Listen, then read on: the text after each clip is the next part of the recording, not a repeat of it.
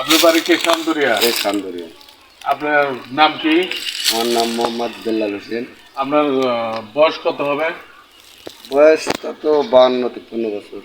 52-53 বছর বয়স হবে। আচ্ছা, এখানে তো ঐতিহাসিক চান্দুরিয়া মসজিদ। জি।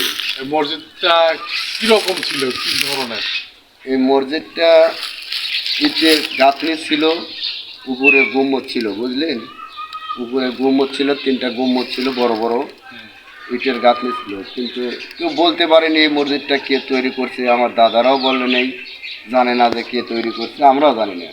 তবে একসময় ফাটন ধরার কারণে আমরা মাঝখানে একটা মসজিদটা ভাঙি। হ্যাঁ, কতটুকু ফাটন ধরছিল? ওই অনেকখানি ফাটন ধরা, মানে পানি পড়তো ওই গম্বুজটা দিয়ে।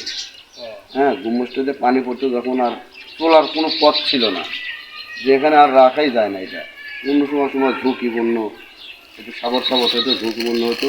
সবাই বসে গ্রাম থেকে ভাঙতে লাগলাম।